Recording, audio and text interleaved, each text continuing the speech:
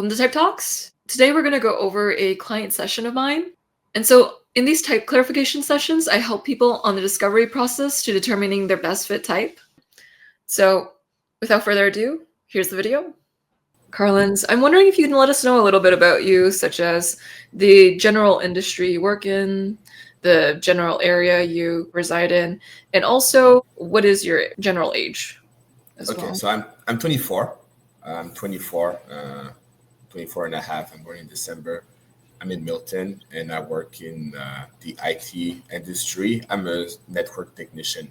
I started 2 years ago. So I would not consider myself a pro at all, but I definitely learned a lot since I first started. I grew up in Montreal, though. So my first language is French. So if you see me sometimes pause, sometimes because I'm trying to translate a little bit in my head. Makes sense. And Jonathan is learning French in Duolingo, so if you yeah, so importantly, do not ask me anything in French. Do not speak to me in French. I will not be good at it. Sounds good. Or Joyce is doing it too, though. You can ask her all you want. Speak to her in French.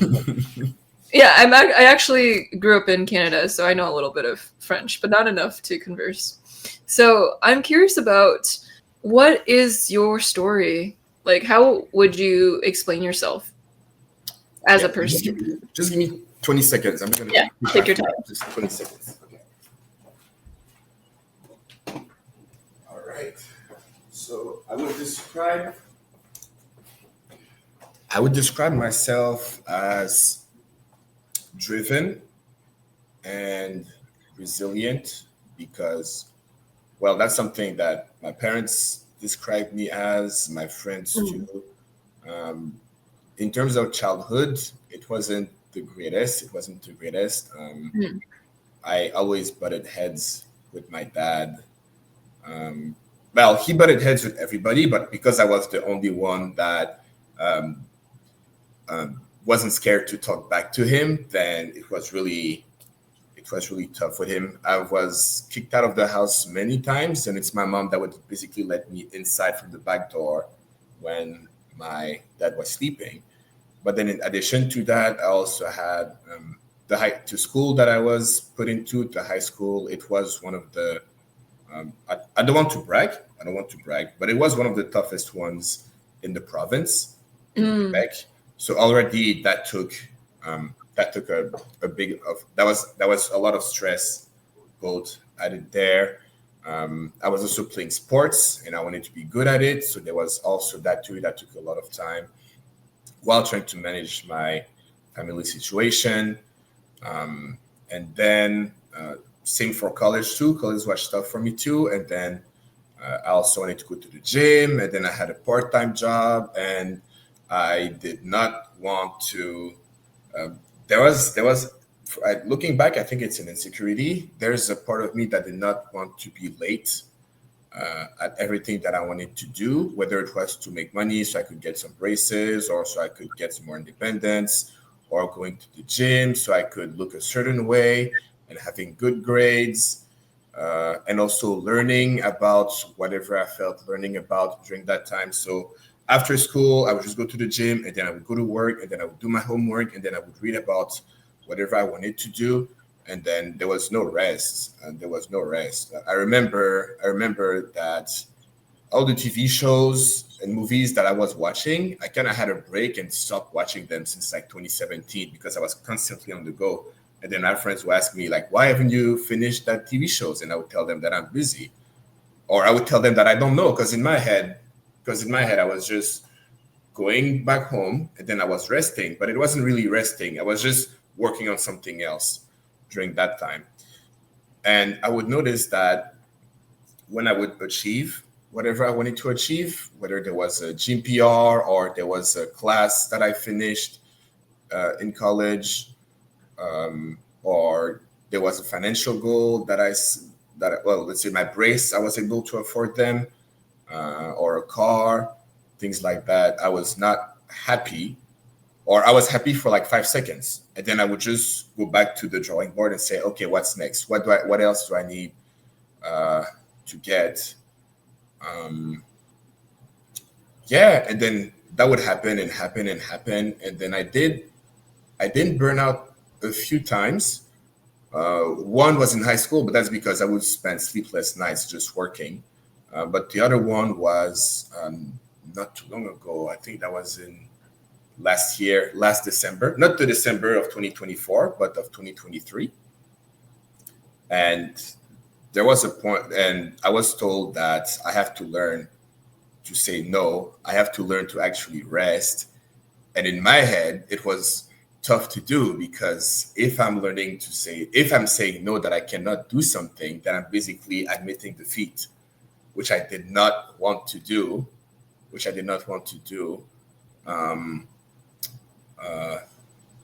And then at some point, last November was probably the biggest tipping point in all of it. I was pretty much in a very, very good place for someone my age and for someone of my circumstances. Yet I was unhappy because there was that friend that I lost, or that friend that I lost, that I wanted to kind of prove her wrong, basically.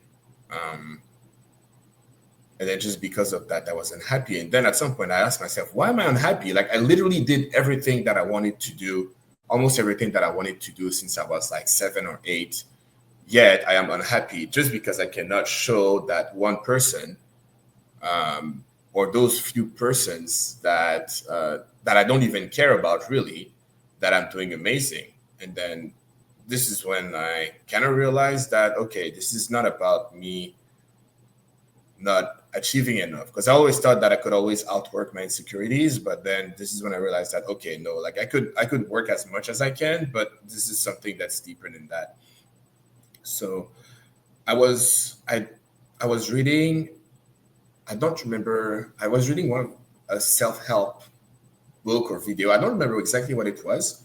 And it mentioned that one thing that I could do is to get to know myself and get to know my triggers, why am I thinking certain ways. And one thing that can really help with that are personality tests. And MBTI was mentioned and Enneagram was mentioned. So I went on Reddit, and then I tried to look for reliable Enneagram tests, because there was quite a few. And then I took one that was quite long. And then the result that I got, it was so accurate that it kind of scared me. I was typed as a type 3, the achiever. And I was reading the description of it, and I was like just looking for cameras around me, because it was very accurate. I was like, who told you that? And then learning about it and learning what drives me, my motivations, me wanting to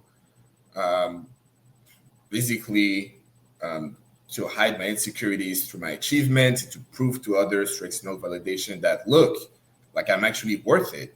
And learning why I may be this way, that helped me to understand, well, one, to be more self-aware of why I'm doing something, of the bad sides of overdoing it too. I tend to be, I tend to overwork a lot, and things that I can do to become a healthier version of who I am. One of the things being learning how to take breaks, learning how to rest, and asking myself if I'm doing something for validation or I'm doing something because I want to. I was talking about it to a friend, and she gave me the challenge of just taking a break after work for like 15 minutes. And it was actually hard. Because I was sitting still and I was like, I could do something productive right now. And the funniest part is that after that break, I would actually be more productive for the rest of the day because I was rested. So that was a very interesting experience. And yeah, so because the Enneagram really helped me a lot, I wanted to do the MBTI too. So for the MBTI, when I would go online and do the 16 personalities test, I would get many different results over the next. I would get very different results because I'm not sure why. I would get different results. And then I would take other tests too, and then I would get different results too. So I figured, you know what, I'd rather get someone that's pretty good at it, so I don't get mistyped and I don't focus on the wrong things. So yeah, I talk a lot, by the way. I talk a lot. Yeah, it's all super helpful, so don't worry at all. You use some words that other people describe you as. I think you said hardworking and driven. What are some words you would personally describe yourself as? I would also describe myself as hardworking too. Hardworking, driven. I think I'm pretty smart. But I also know that I'm not the smartest in the room all the time and that I have a lot to learn. I try to keep that in mind. I know that I really value. Yeah, how would I describe myself? Yeah, as someone that likes to try new things. I like to try new things. When I was younger, I told my parents that I eventually wanted to try going to Japan just to experience a new culture, and then everybody kind of find it crazy because it's a completely different language and culture, but I wanted to new experience. I'm the guy that if there's a new food that looks weird from an animal that sounds weird, I'm going to try it because I want to, even though it might be a horrible idea, but at least I'll get to know that, okay, this was actually a horrible idea.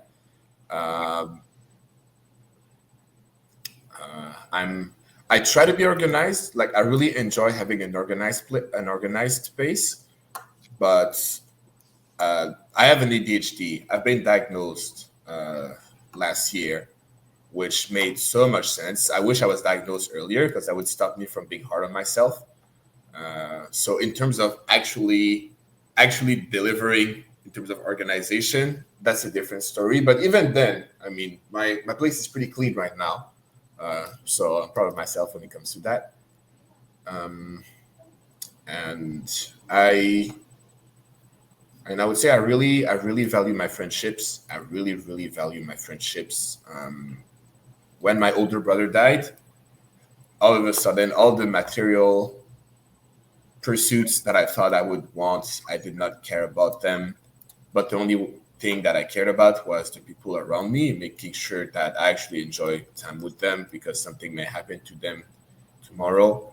So yeah, I really value my friends, and I try to be mindful of making sure that I give them priority over over my work to keep my work in its place and to not be a workaholic, despise of my and then put my friends in the back seat because I really value them a lot. I really value them a lot. Yeah. What are some words that are the opposite of who you are that do not describe you? I am absolutely not lazy. I am absolutely not emotional.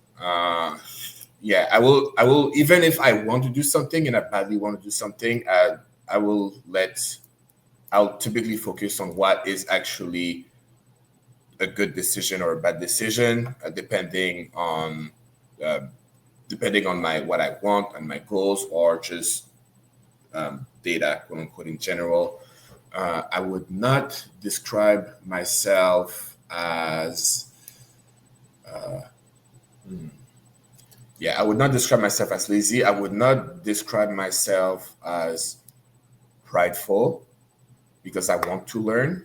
And I know I'm very aware of me being young and inexperienced. And at the end of the day, I have a limited point of view. Like the only thing that I know is what I see, what I grew up with. There's many people that have had many different experiences than me.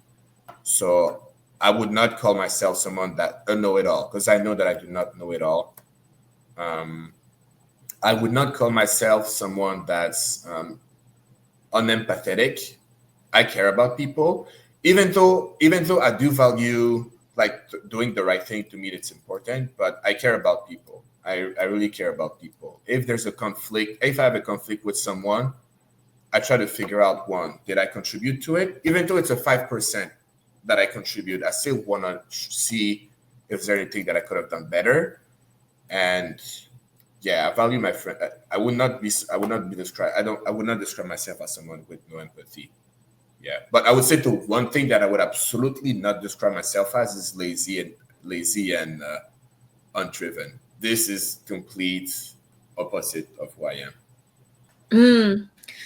And I'm also curious about your relationship with your own emotions. Yeah.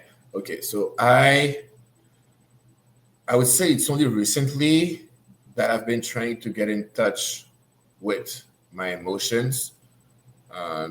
I'm typically when I'm feeling something, if I'm feeling sad or uncomfortable, I will go to the gym, or I will do some work, or I will plan something with my friends. I tend to avoid.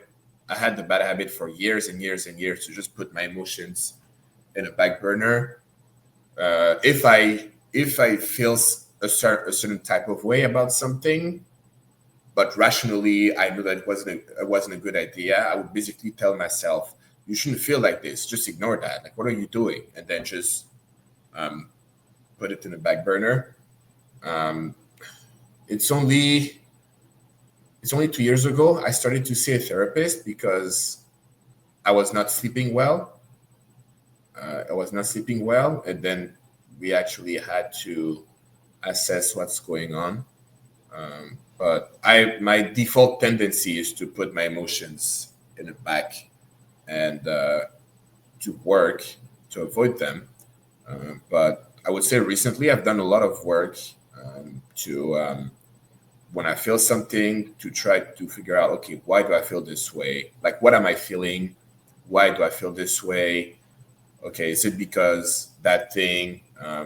Is it because it has an effect on my ego or who I think I am, and then this person or this thing goes is contrary to who I think I am, and then it hurts me, and then I don't like that? Or am I offended because that person touched a button that was sensitive? Or yeah, like, why am I unhappy? Or why am I happy? Or even though that thing should probably not make me happy like that. So yeah, I don't know if I answered the question properly, but I would say, yeah, it's usually I'm not really in touch with my emotions. I tend to be really objective driven. Driven is a very core word to you because you said it like at least 4 times, Yeah. and it means a lot to you. Yeah. And so what would happen if you weren't driven? Then what? I would not be where I am right now. That's for sure. But I think that if I had a bit less of a drive, I would not be where I am. That's for sure. But I think that I would be a lot more relaxed and balanced and even happy. I would say even happy, I think. And I would be living in the present more. I would be more mindful of myself. And I would pay attention to my surroundings more, I think, instead of being laser focused. Yeah, makes sense. Do you always need an end goal when you're doing something, or can you go in with just enjoying the process?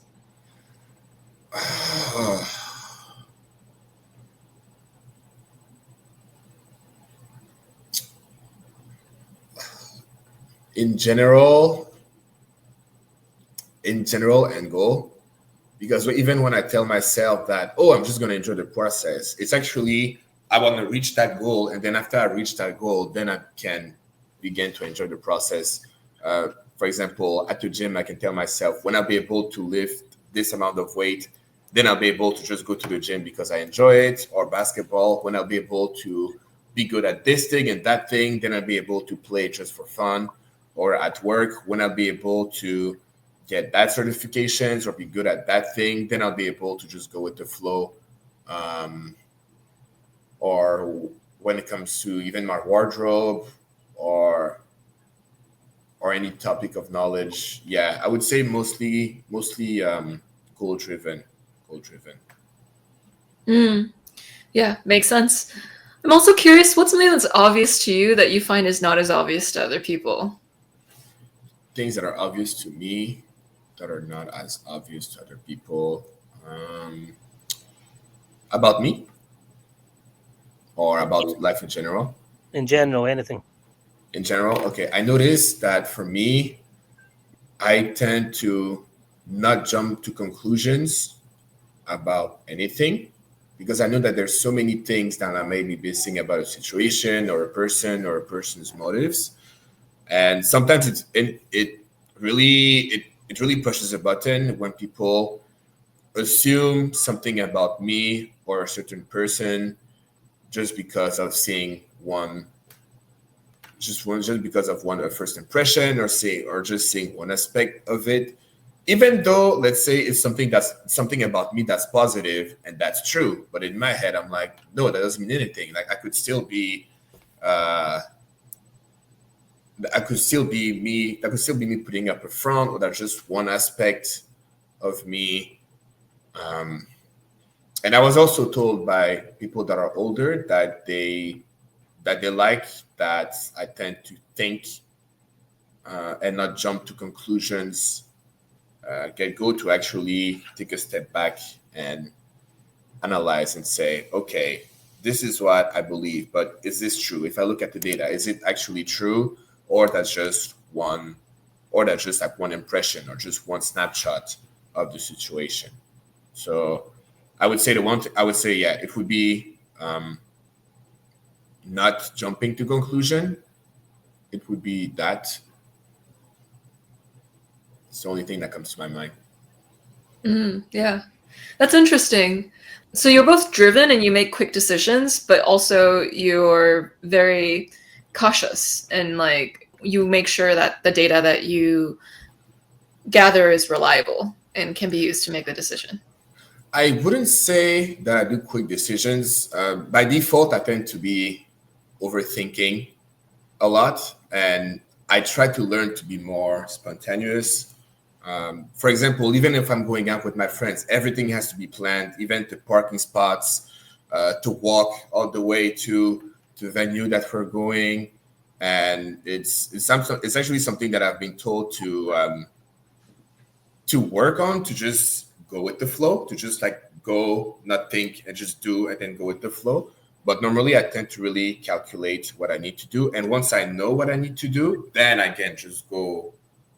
I can go straight. Even if I have something to say, I tend to be blunt.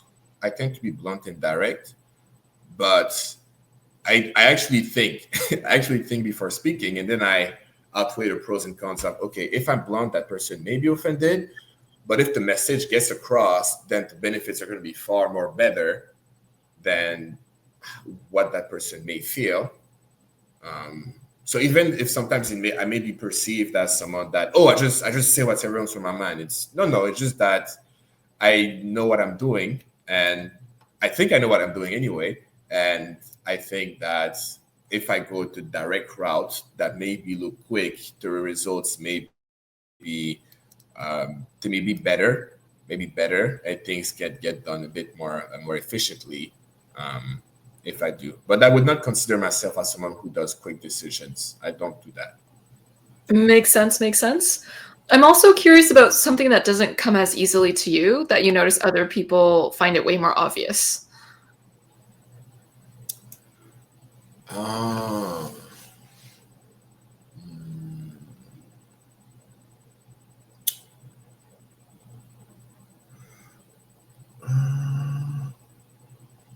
doesn't come as easily to you. I would say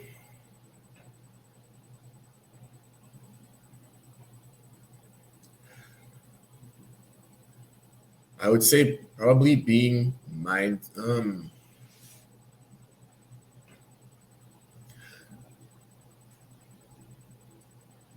I'm not sure, but I will say though that among my friends and just in general, I'm typically the person that will tend to offend others the most, even though I don't want to.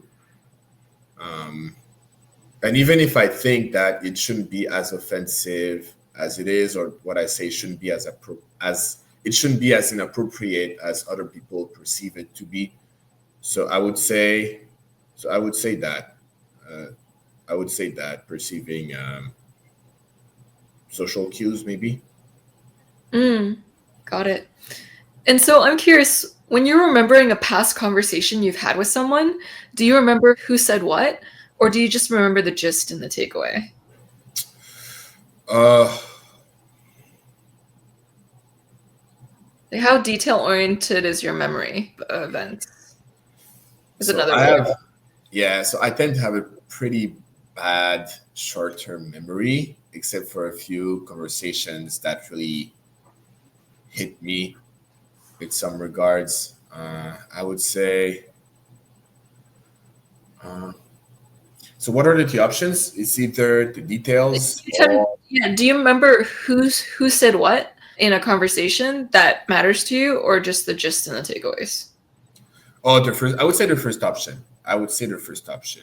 Yeah, Yeah. because it's, even if a takeaway may be different, like the general point of view, there may be like one thing that a person said in particular, and then that's one thing that will ring a bell to me and say, okay, why would that person say that? Like this is even if the gist of it is, let's say that the sky is blue, but then a person will say that yesterday it was green, but in general it's blue, and I'll say, oh, the person said general yesterday it was green, and then I'll focus. It's mostly gonna be that interests me.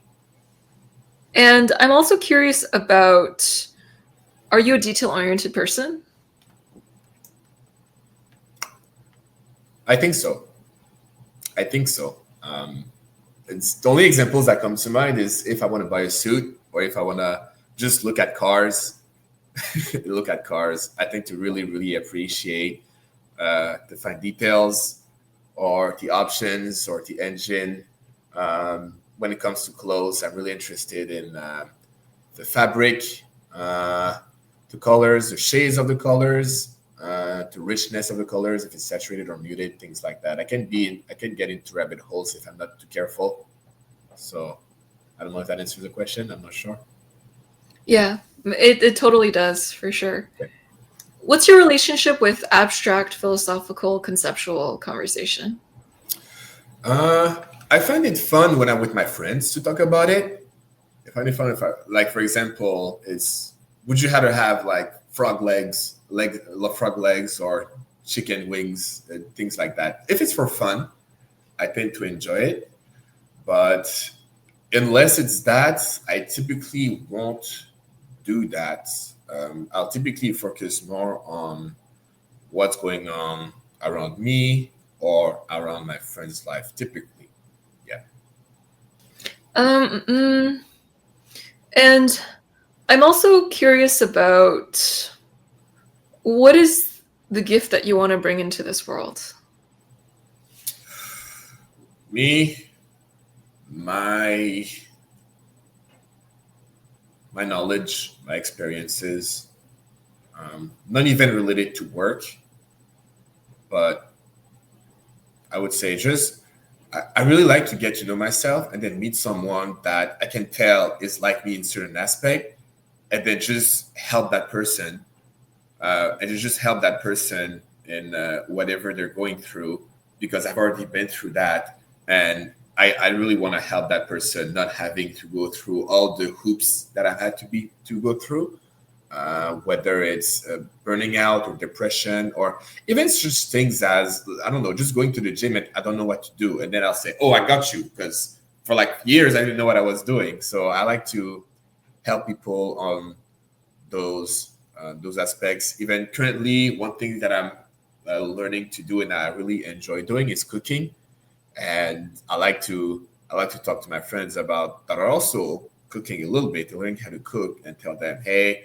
make sure to not leave your chicken breast for way too long in the oven because it's super dry, and if you things like that, or little tips that I learned. So I would say I would say my knowledge and experiences that you typically don't learn in school, like the little things. It's the little things. I would say it's that things that I've had to work on myself, and then I can help my friends and others who also wanting to do the same things as me. Yeah, it would be that. It would be that. Makes sense. Makes sense. And what is your relationship with the future? Uh, oh, it's funny that you mentioned that because I've always been thinking about what's next, what's next, what's next. And not too long ago, I reached the last point of my what's next and my goal of the future. And then I was like, okay, now what?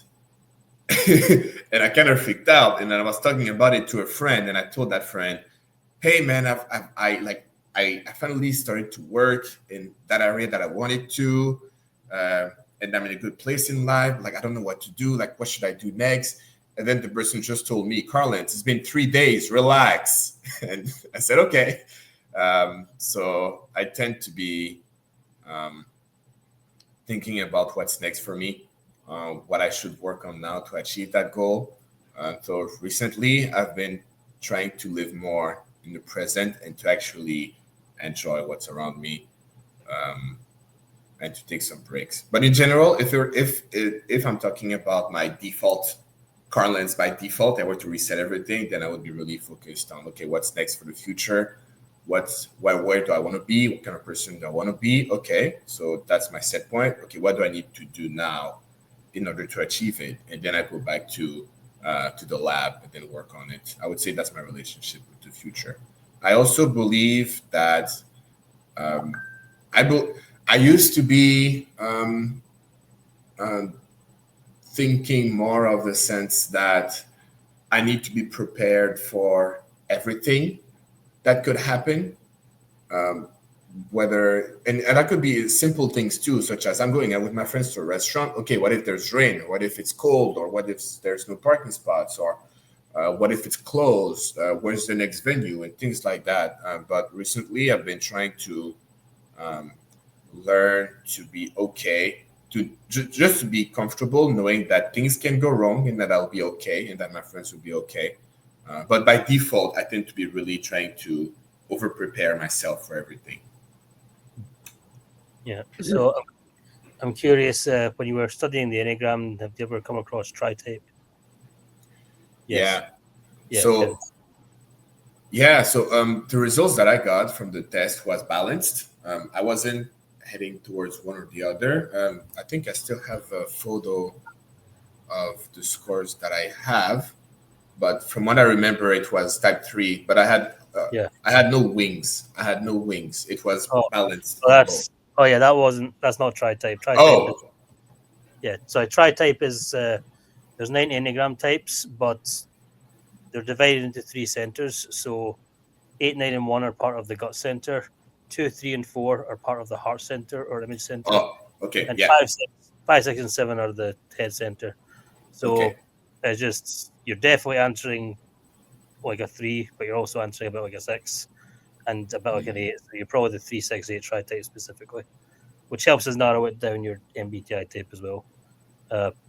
But yeah, so the things like the overthinking and the over-preparedness and stuff, that's also type 6, not just type 3, that's type 6 as well.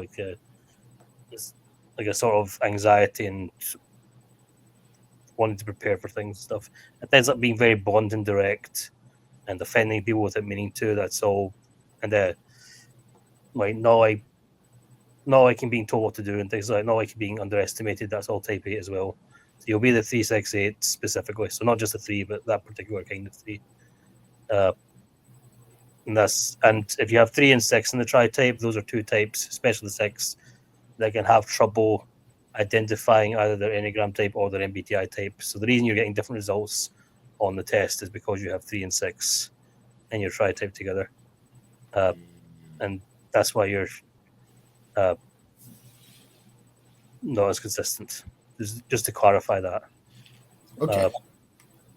Yeah, and the reason why there are 3 types in tri-type is it's the type from each center, as Jonathan was saying. So if you know the head, the heart, and the gut center, that's where we're getting the types from. So you are a 3. It's just we're just giving a more intricate flavor of 3 for you. Yeah. Mm.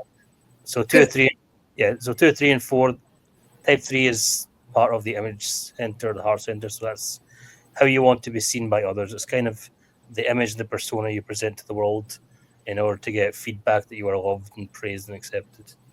So 3s want to be seen as successful and efficient and achieving and so on.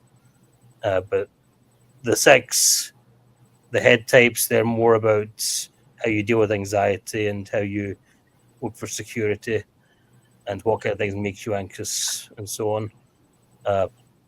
And the gut center is more like your relationship with anger and your confidence and your convictions and all those things. So these are all the flavorings. And only certain MBTI types are likely to be the 368. So we have a pretty good idea of what your MBTI type is actually. Yeah. So I'm just curious, what type do you think you are before we? It won't affect our typing so much, but. And what brought you here today? Yeah. Okay. So I think it was yesterday. I don't remember how I don't remember how yesterday I got back to MBTI. I don't remember how it came up into my mind, but I remember trying to do the test again because I remember again that I had different mixed results when I was doing it, and then I did it again, and then I got another result, and that result was again different from probably the last 3 or 4 results that I got. And then I thought, okay, I don't know why I have many different results, and I looked it up, like I was looking up. I keep getting mistypes, and I remember stumbling on the Reddit post, and then someone said that there are actually people that are trained to use the MBTI correctly, and that they are far more accurate than online tests, because online tests can have some flaws. They can have some flaws too, in the way that they ask the questions and the way that I may think that I answered the question. So then I decided, okay, I think I went on either the MBTI website, or I just stumbled on a website that had people that were certified.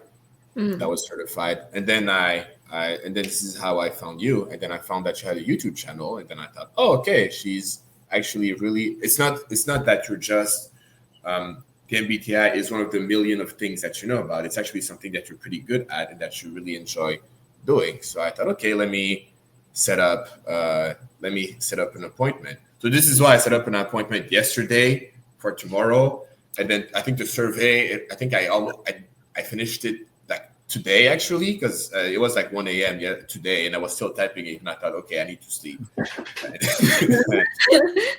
Makes total sense.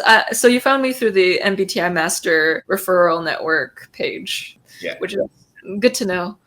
And so the Myers-Briggs type we're seeing the most in this session is ESTJ.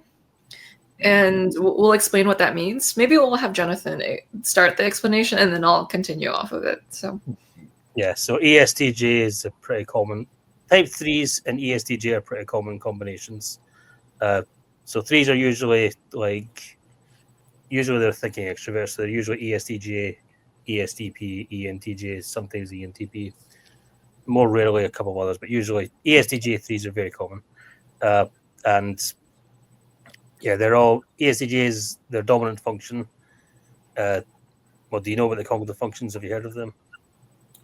I do remember reading about the extroverted and introverted. I'm not sure, actually. I'm not sure. Right. So this whole theory begins with Carl Jung, who's a famous Swiss psychologist. He developed a system of personality types for help in therapy. They're like useful metaphors to help him categorize patients into different things. So the MBTI is kind of the proper MBTI is the test itself, and it's a simplistic version of what Carl Jung taught. So the cognitive functions are basically about different ways your brain works, or people's brains work. So there's thinking, feeling, sensing, and intuition, and these could be introverted or extroverted.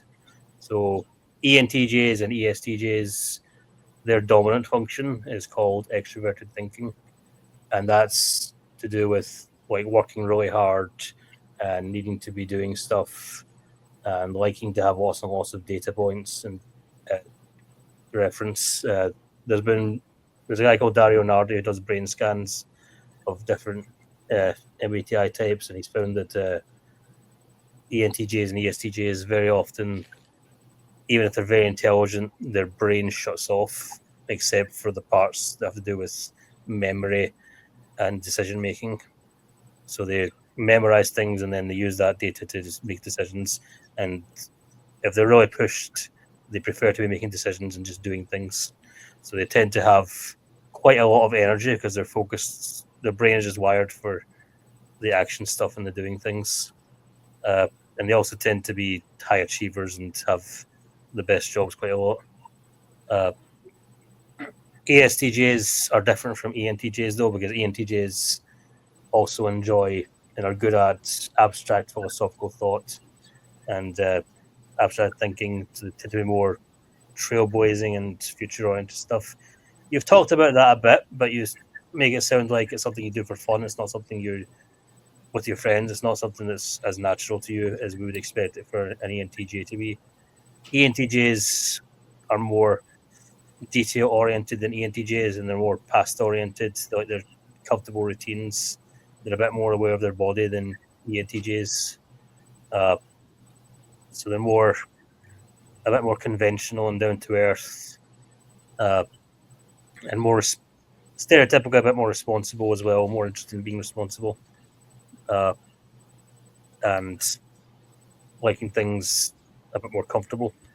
But after that is they do have a side of them called extroverted intuition, which is, as they get older, they become a bit more interested in novelty and brainstorming and trying out new things and being more comfortable with that. And also interacting. They do like abstract thought if it's, as you said yourself, done for fun. And especially if they're talking with other people, it's more comfortable for them that way. And their last, they have all 8 functions, but their last preferred function is introverted feeling, which is the side of them that's their own emotions and their own values and stuff. So it tends to be repressed throughout their life, but it's still there, and it still occasionally gets triggered and valued.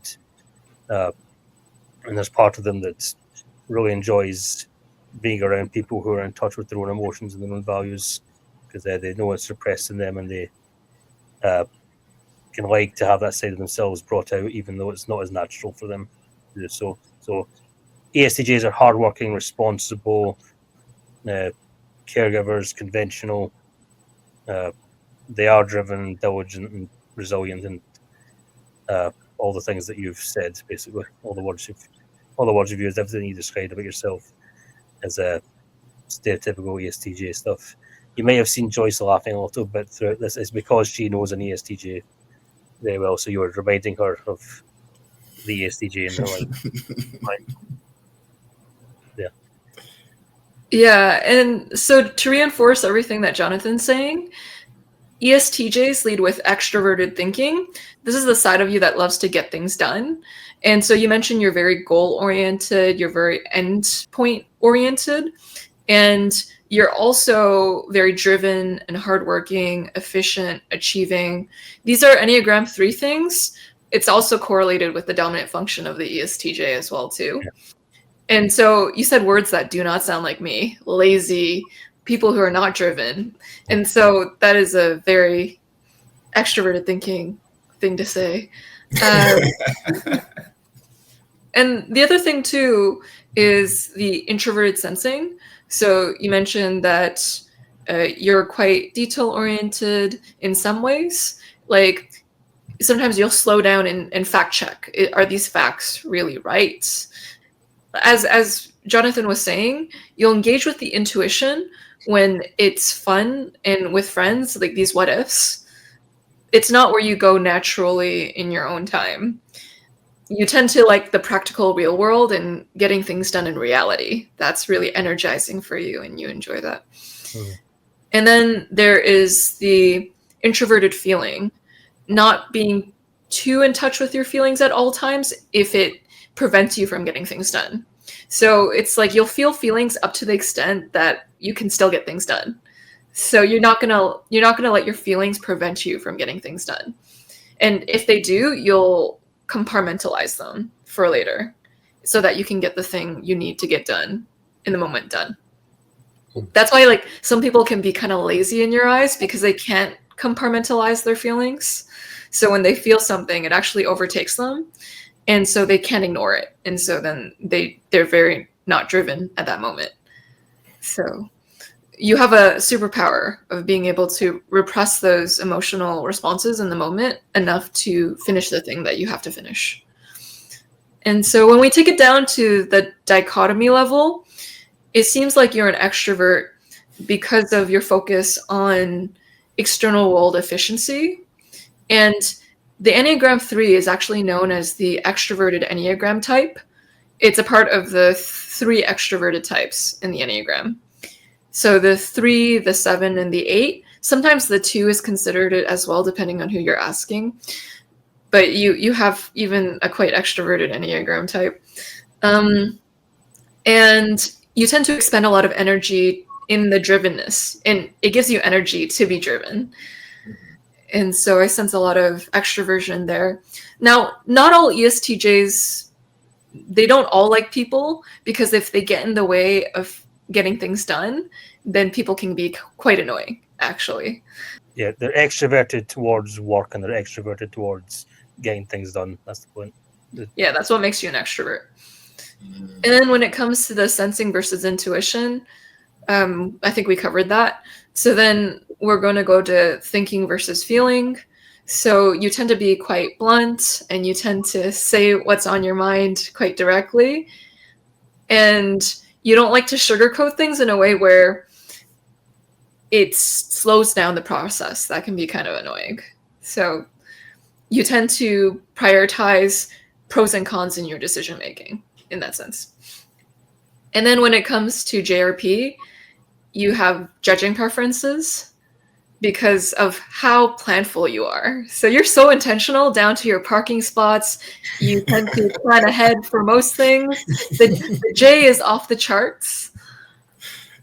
If I remember, I think that the J, in all the tests, the J part was the only one that was completely consistent all the time. And it was always by a mile, I remember. Yeah. And so I'm curious about your thoughts.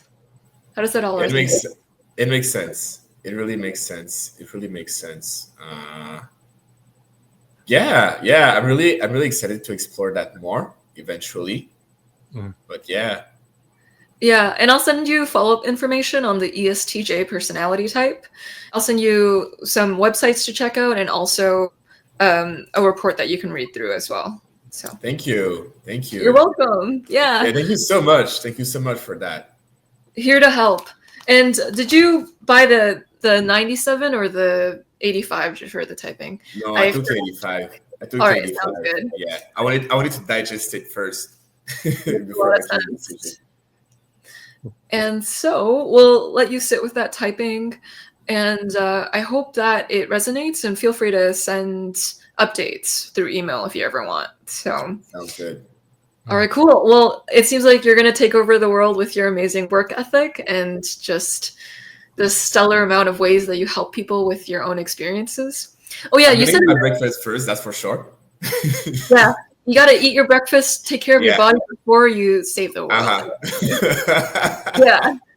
You also said one more really ESTJ thing during the interview. So you said, I want to use my experiences to help other people. So with introverted sensing, it's all about experiences. Yeah. And so basically the SJs are more experience oriented, whereas like the ENTJ, for example, they're less good at that sort of thing. They're much more using their intuition to imagine how things are going to be, rather than their own personal direct experiences. And ESTPs are more like living in the moment. And if you were a type 3 ESTP, like it's not just the P and J difference, there's some really fundamental differences between those two types. An ESTP would not be planning their future much at all. Like planning for your future would be really foreign to them. They'll have a rough idea of what they want to do, but they won't be thinking about it in the detailed way that you are. They're going to be like looking for ways to achieve that also allows them flexibility and freedom. So you see a lot of athletes, for instance, who are type 3 ESTPs and people in more flexible jobs. They still want the achievement, they still want to be seen as successful and stuff, but they also want to be seen as a bit more carefree as well. Whereas you have that side to you, but it's not. If you knew a type 3 ESTP, you would definitely see the difference there.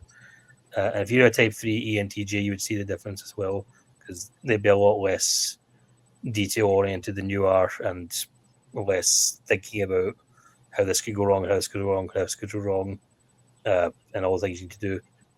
So just to give you some examples of the differences between you and other types, and why we're thinking ESTJ specifically for you. Yeah, so ESTJs are much more conventional and detail oriented, and experience oriented, and aware of their experiences than other types. And some of the material Joyce will send you will explain that in a bit more detail as well. But that's what we're seeing. Yeah, so it was lovely chatting. This is actually such a good example of the ESTJ personality type. I'm curious if I can ask you, would you ever be comfortable with it being on my YouTube channel, or are you like, no, I'm a private person? Sure, yeah. Oh, yeah, sure. Yeah, go ahead. All right, sounds awesome. Thank you. Yeah, this was wonderful. It's so great to meet someone like you. So thank you. It's great to meet someone like you both too. We'll see you around. Yeah. See you around. See ya.